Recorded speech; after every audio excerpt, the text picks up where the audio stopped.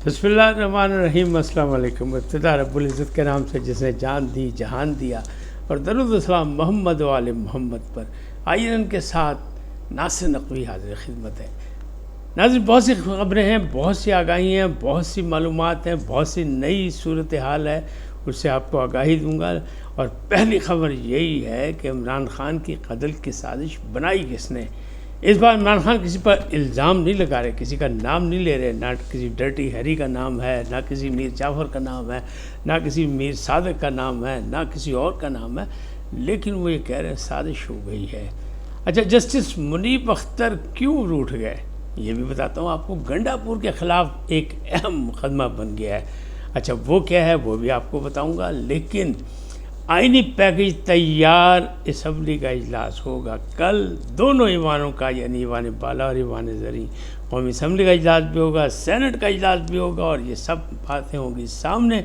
मौलाना साहब इस बारे में क्या करें ये भी बताते हैं। और इमरान ख़ान से नई तहक़ीक़ात का फ़ैसला, बल्कि JIT जो है तहक़ीक़ात के लिए अडियाला जेल पहुँच गई। इस सूरत हाल से आपको आगाह करूँगा, लेकिन पहले आपसे गुजारिश कि आइए को सब्सक्राइब करें, लाइक करें और घंटी का बटन दबाना ना भूलें। अपनी कीमती राय का इजहार करें। जी नाज़रीन, इमरान ख़ान एक नई मुसीबत में फंस गए, यानी साइबर क्राइम विंग ने FIA के एक JIT बनाई, 4 रुकनी कमेटी है, वो पहुँच गई अडियाला जेल कि उनके अकाउंट से कुछ काबिल एतराज़ X पर जो है वो ट्वीट की गई हैं, या उनको कौन ज़िम्मेदार है, वो हैंडल कर रहे हैं, कौन हैंडल कर रहा है, ये क्या माजरा है। तो ये पूछने के लिए 4 रुकनी कमेटी पहुंच गई। वो जवाब देते हैं, नहीं देते हैं, फेस करते हैं, नहीं करते हैं, लेकिन एक नई तहक़ीक़ात का फ़ैसला FIA ने किया है, और उनकी टीम ज़राए के मुताबिक जो है वो अडियाला जेल भी चली गई। अब उनके साथ क्या होता है ये बात की बात है, अभी नहीं, ये सुबह आपको बताएंगे, क्योंकि अभी तक उसके ज़राए कंफर्म नहीं कर रहे हैं कि ये क्या सूरत हाल है।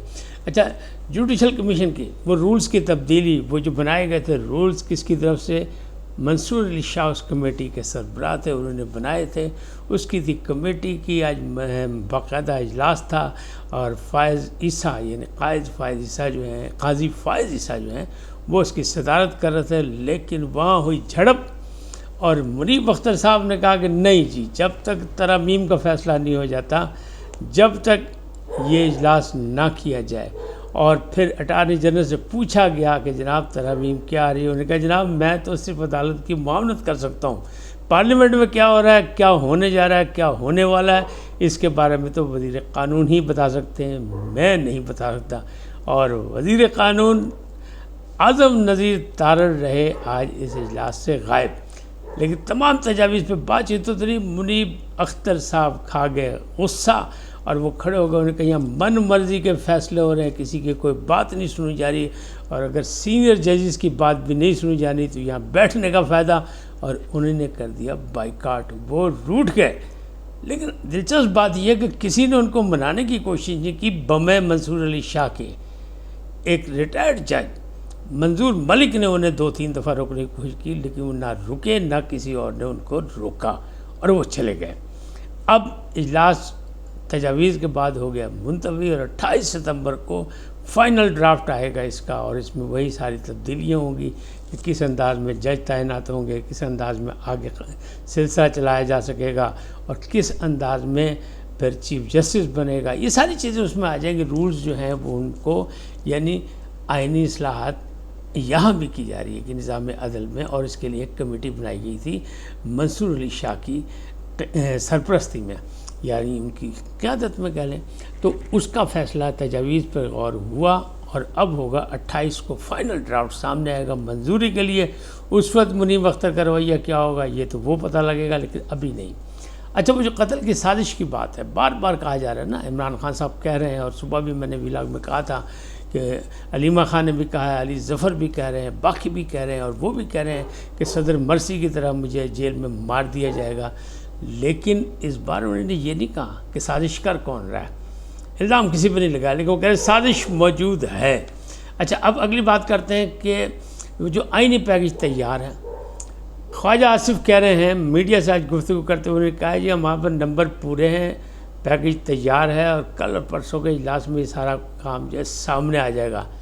لیکن کہنے والے کہہ رہے ہیں کہ نہیں ابھی نہیں، یہ جو اجلاس کل بلایا گیا یہ صرف اس لیے بلایا گیا کہ وہ جو پروٹیکشن آرڈر میں آئے ہیں نا پی ٹی آئی کے اراکین، ان کو واپس جیل نہ جانا پڑے، اس لیے اجلاس بلایا گیا ہے۔ بہرحال قومی اسمبلی کے اسپیکر صاحب نے یہ کام کیا ہے اور وہ اس کے ساتھ ان کی پتہ ہوگا انہیں کہ یہ کیوں کیا، کیونکہ انہیں سب جیل قرار دے دیا، ان لارجسٹ جو تھے اپارٹمنٹس جو تھے ان کے، ان لوگوں کو انہیں سب جیل قرار دے دیا، وہاں کے لارجسٹ کو جو تھے۔ اچھا بہرحال اب یہ سارے معاملات جو ہیں یہ آگے چلتے رہیں گے، اب ہم موجود ہے، اور وہ جس طرح سوشل میڈیا پہ سکورنگ ہو رہی ہے اسی طرح سیاسی میدان میں حکومت بھی سکورنگ کرنے کی کوشش کر رہی ہے اور اپنے پتے چھپا رہی ہے، اور اپوزیشن بھی اپنی سکورنگ پہ مسلسل کام کر رہی ہے۔ گنڈا پور کے خلاف فیصل واڈا، وہ جو ڈیوٹیفل مطلب سیاستدان ہیں، انہوں نے بتایا ہے کہ جناب ہو گیا پرچہ، اور خواجہ آصف کہہ رہے ہیں کہ گنڈا پور سے پوچھیں کہ وہ کوثار میں بیٹھے کس کے پاس تھے 8 گھنٹے، اور انہیں نے بلایا تھا، یہ خود گئے تھے وہاں۔ ان کا دعویٰ ہے کہ یہ خود گئے تھے معافی تلافی کے لیے اور اپنی پوزیشن وضاحت کرنے کے لیے کہ جناب میں شاید پی بیٹھا تھا، لہذا بس میں کچھ کر بیٹھا، مسالہ ہو گیا تیز تو جان دو غصہ، کیونکہ یہ ایک پل ہے اپوزیشن یعنی بانی پی ٹی آئی اور اپنا کیا کہتے ہیں طاقتوروں یعنی ان لوگوں کے ساتھ ایک پل کا درجہ رکھتے ہیں، تو لہٰذا دونوں طرف گیم کر رہے ہیں اور ان پر نشان پارٹی کے اندر بھی لگا ہے اور پارٹی سے باہر بھی لگا ہے۔ لیکن تحقیقات یہ ہو رہی تھیں اور شواہد یہ ملے تھے کہ فیض حمید صاحب سے ریٹائرمنٹ کے بعد بھی ان کے رابطے تھے، اور انہیں نے کہا بھی تھا کہ مجھے ان کے کال آتے تھے، مجھے وہ مشورے دیتے تھے، مجھے وہ اقتدار میں اور کے پی کو سنبھالنے کے لیے ٹپس دیتے تھے، تو میں ان کو یس سر اوکے سر کہہ کے تنخواہ دیتا تھا، باقی بات نہیں انہیں بتائی۔ لیکن اب شواہد ہو گئے مکمل اور ان کے خلاف ایک پرچہ ہو گیا کہ ریٹائرمنٹ کے بعد بھی فیض حمید صاحب سے ان کا رابطہ تھا اور دواخانہ فیض عالم سے یہ ادویات لے کر استعمال کرتے تھے، لہٰذا ایک نئے مقدمے میں وہ پھنسیں گے اور اب چند دنوں کے بعد آپ کے سامنے آئے گا، کیونکہ کہنے والے کہہ رہے ہیں یعنی فیصل واڈا کا دعویٰ ہے کہ مقدمہ ہو گیا درج۔ اچھا آئینی پیکج، وہ ایکسٹینشن کی بات کی تھی نا، تو مولانا صاحب نے تقریر کی تھی کہ ایکسٹینشن کسی کی بھی نہیں ہونی چاہیے، اور اگر سب کی ہوتی ہے تو پھر پارلیمنٹ کی بھی ایکسٹینشن ہونی چاہیے، یعنی 5 سال تو آگے بتا دو، انہوں بھی بتا دو۔ لیکن جناب ایکسٹینشن تو ہو ہی نہیں رہی، اب تو آئینی ترمیم ہو رہی ہے، مختلف محکموں میں سرکاری نوکریوں پر 6 سال کی پابندی لگ رہی ہے، کچھ محکموں میں 35 سال سے کم والوں کو اور 50 سال سے زیادہ والوں کو گولڈن شیک ہینڈ کر کے فارغ کیا جا رہا ہے۔ تو ترامیم آ رہی ہیں اس لیے کہ معاشی صورتحال کو بہتر کرنا ہے اور پینشن دینے سے بچنا ہے، لہٰذا ان کی جو ریٹائرمنٹ ڈیٹ ہے وہ آگے بڑھائی جا رہی ہے، تو اس میں اضافہ کیا جا رہا ہے، تو یہ وہ ایکسٹینشن تو ہے ہی نہیں۔